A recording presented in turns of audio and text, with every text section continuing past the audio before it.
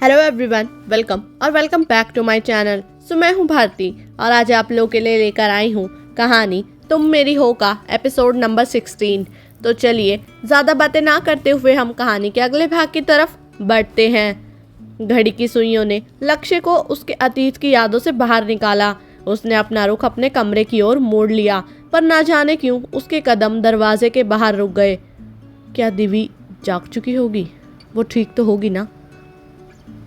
ऐसे न जाने कितने प्रश्न उसके मन में आ गए। उसने अपनी आंखें बंद की और फिर सारे प्रश्नों को अपने जहन से झटक कर दरवाज़ा खोल कर अंदर चला गया।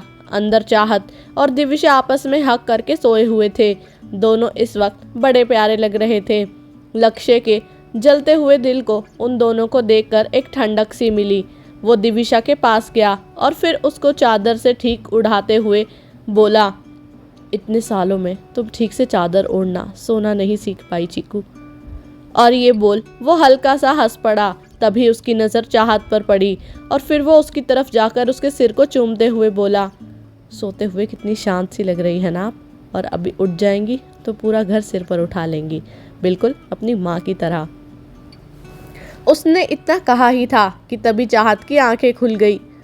पापा, चाहत चिल्लाई तो लक्ष्य ने उसे अपने हाथ से धीरे बोलने का इशारा किया।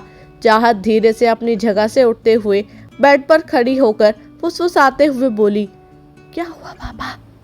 ये सुन लक्ष्य भी उसी तरह फुसफुसाते हुए बोला, धीरे बोलो वरना मम्मा उठ जाएगी। चाहत ने एक बार सोती हुई दिविशा को देखा और फिर कहा, अरे हाँ, अच्छा हुआ आपने मुझे याद दिला दिया, वरना मम्मा आपको और मुझे दोनों को जिंदा खा जाती और फिर डकार भी नहीं लेती। इतना सुनते ही लक्ष्य की हंसी निकल गई और वो हंसते हुए बोला, ये इतना बोलना कहाँ से सीखा आपने? इस पर चाहत बोली, कभी मम्मा को बोलते हुए सुना है? और उसके इतना बोलते ही दोनों हंस पड़े। तभी लक्ष्य उसको गोदी में उठाते हुए बोला, चलो आप जल्दी से फ्रेश हो जाओ, फिर हम ब्रेकफास्ट करने चलेंगे। और फिर वो उसे वॉशरूम में ले गया। पापा, मेरी ब्रश तो लाओ, चाहत ने अपने सिर पर हाथ रखते हुए कहा। लक्ष्य ये सुन बोला, अच्छा हाँ लाता हूँ। और इतना कह वो उसके गाल खींचकर कमरे में आ गया। लक्ष्य चाहत की ब्रश ढूंढ ही रहा था कि अनजाने में टेबल पर रखा वास उससे गिरकर टूट गया और उसी आवाज़ से दिविशा हड़बड़ाकर उठी और इधर उधर देखने लगी। सॉरी, वो गलती से।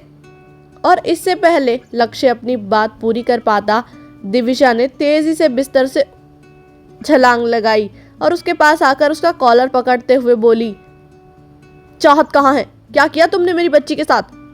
लक्ष्य ने बोलना चाहा, पर दिविशा ने उसके पीछे की तरफ उसे धक्का दे दिया और कहा, कैसे इंसान हो तुम? बच्ची को भी नहीं छोड़ा। मैं सच बता रही हूँ, अगर तुमने उसके साथ कुछ ऐसा वैसा। तभी चाहत वॉशरूम से बाहर आते हुए बोली, अरे मम्मा, क्या हो गया? अब सुबह सुबह पापा पर चिल्ला रहे हो? कोआ भी आपसे धीरे बोलता है। और फिर वो लक्ष्य की तरफ देखते हुए बोली, पापा, आपको ब्रश लाने के लिए बोला था, आप क्या करने लग गए?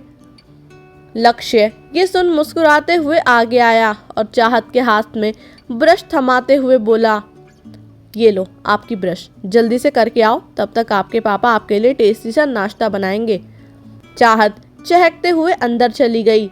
दिविशा ने लक्ष्य की तरफ गिल्ट भरी नजरों से देखा और फिर वो जैसे ही कुछ बोलने को हुई, लक्ष्य ने बिना उसकी तरफ देखे कहा, इधर उधर मत घूमना, कांच चुभ जाएंगे, किसी को भेजकर साफ करवाता हूँ। और फिर उसने ऊपर की तरफ देखा तो उन दोनों की नजरें मिल गई।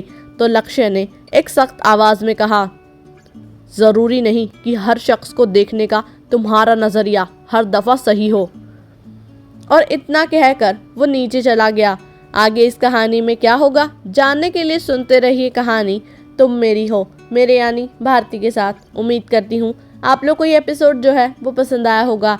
अगर आप लोग को ये एपिसोड पसंद आया तो वीडियो को लाइक करना, चैनल को सब्सक्राइब करना बिल्कुल भी ना भूलिएगा। बाकी जब तक नेक्स्ट एपिसोड आता है तब तक के लिए बाय एंड टेक केयर।